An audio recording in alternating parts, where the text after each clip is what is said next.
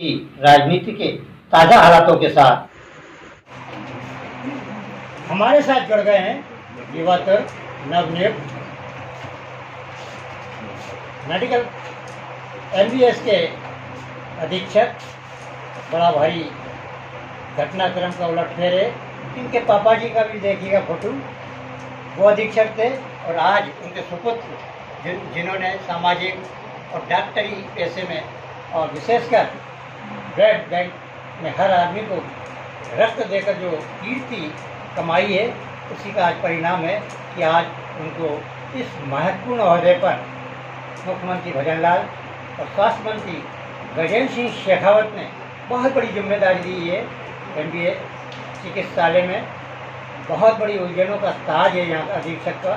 जो भी अधीक्षक अभी तक आया है वो काफ़ी विवादों के घेरे में और काफ़ी परेशानियों सबकी प्रदर्शन कई पार्टियों द्वारा होता है, लेकिन हमारे होनहार डॉक्टर साहब जो कि हर समस्या का निदान हंसमुख तरीके से कर लेते हैं। क्या कहना है सर? आज एक तो सबसे पहले इसी छत के नीचे हमने आपके पापा जी डॉक्टर रामपाल जी का इंटरव्यू लिया था और आज इतने वर्षों के अंतराल के बाद उनके सुपुत्र का इंटरव्यू ले रहे हैं। क्या कहना है आज आपको, कैसा लग रहा है? नहीं, बड़ा गौरव की बात है कि हमारे पिताजी जो हैं डॉक्टर रामपाल जी सन 2003 से 2006 तक अधीक्षक रहे थे। वो मेरे जीवन में मेरे मार्गदर्शक हैं और उनकी प्रेरणाओं से ही मैं आगे बढ़ा हूँ। और जब जब मुझे समस्या आई है मैंने उनसे डिस्कस किया है, मैंने गाइडेंस ली है और उसका नतीजा है कि आज जब भी मुझे कोई चीज़ मिलती है वो उन्हीं के दिए हुए जो आशीर्वाद है उसकी वजह से मुझे ये चीज़ें हासिल होती है। और मुझे यूँ लगता है कि जो उन्होंने मेरे को जो भी सुझाव दिए हैं या जो भी कुछ दिए हैं मैं उनको अच्छे तरीके से इम्प्लीमेंट करने की कोशिश करूँगा और उनके आशीर्वाद से ही आज मैं यहाँ पहुँचा। जैसा कि आपकी माता श्री का भी आपके बहुत आशीर्वाद है, वो भी हमेशा समाज सेवा में रहती हैं। उन गरीब महिला, अंतिम छोर पर बैठे हुए व्यक्ति, दलित, पिछड़े, जिनके लिए आपके पिताजी और आप भी और आपकी माता जी सदैव तत्पर रहते हैं तन मन धन से, उनके लिए क्या रहेगा? इस चिकित्सालय में अधिकांश गरीब समस्याओं से संघर्ष करते हैं, दवाइयों से संघर्ष करते हैं, डॉक्टरों से संघर्ष करते हैं, उसके बारे में क्या कहें? निश्चित तौर के ऊपर जो राजस्थान सरकार की जितनी भी योजनाएं हैं, मेरा मूल उद्देश्य है कि उन योजनाओं को आम आदमी जो ज़रूरतमंद आदमी है उस तक उन योजनाओं का पूरा लाभ उन तक पहुँचाया जाए। उसके प्रति जो भी यथासंभव कोशिश होगी मैं अपनी तरफ से पूरी कोशिश करूँगा।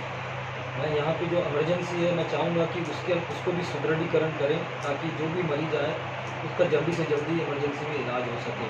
जो मरीज़ है उनका जो वेटिंग टाइम है मैं उसको भी कम करने की कोशिश करूँगा कि जो लंबी लंबी लाइन लगती है कि उसके हम जो रूपरेखा तैयार करेंगे जिससे कि किस तरह से उन लोगों को कम से कम समय में डॉक्टर के पास में जा कर के वो अपना इलाज करा सके, उसके ऊपर भी हम रूपरेखा बनाएंगे आने वाले समय में।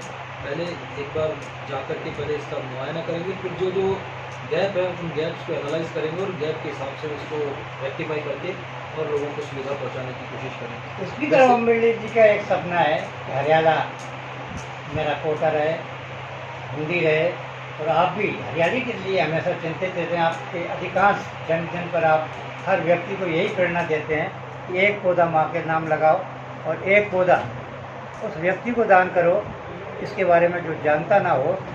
अब मेडिकल कॉलेज के बाद ये कॉलेज काफ़ी विस्तारित हो गया नई बिल्डिंग में शिफ्ट होने के बाद। एक तो कार पार्किंग के लिए, दूसरा यहाँ पर साइकिल स्टैंड वाले की मनमानी और हिटलरशाही है, और तीसरा उन गरीबों के लिए जिनसे ये कैंटीन वाले और अन्य लोग ज़्यादा वसूली करते हैं, उसके लिए क्या आप अलग से टीम गठित करेंगे और उन पर कार्रवाई करेंगे? नहीं, डेफिनेटली जो भी नियमानुसार कार्रवाई है वो कार्रवाई करी जाएगी। गैर कानूनी काम या गैर कानूनी वसूली या अनियमितताएं किसी भी तरीके से बर्दाश्त नहीं की जाएगी और जो भी कानून सम्मत बात है उसके हिसाब से काम करेंगे अपन।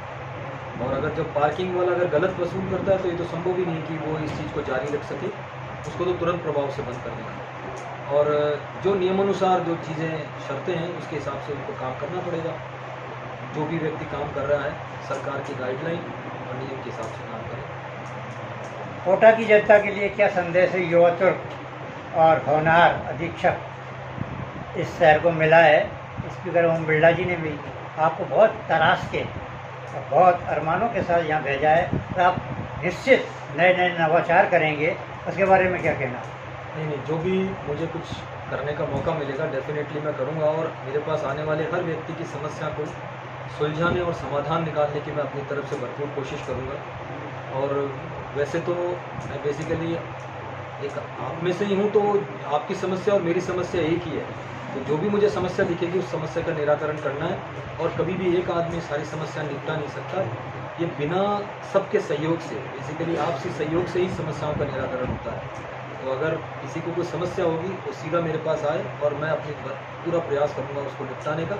इसमें सहयोग सभी का चाहिए होता है, एक व्यक्ति खड़ा होकर के कोई समस्या को खत्म नहीं कर सकता, ये सब सहयोग के साथ में ही खत्म करने की चीज़ है। आपके पापा जी का भी मीडिया से बहुत फ्रेंडली संबंध था, और आपका तो और ही ज़्यादा है, चाहे छोटा पत्रकार हो या बड़ा पत्रकार हो, हर पत्रकार की आप जिस स्तर से मदद उसको चाहिए वो करते हैं। तो मीडिया के लिए क्या रहेगा आपका प्रोटोकॉल?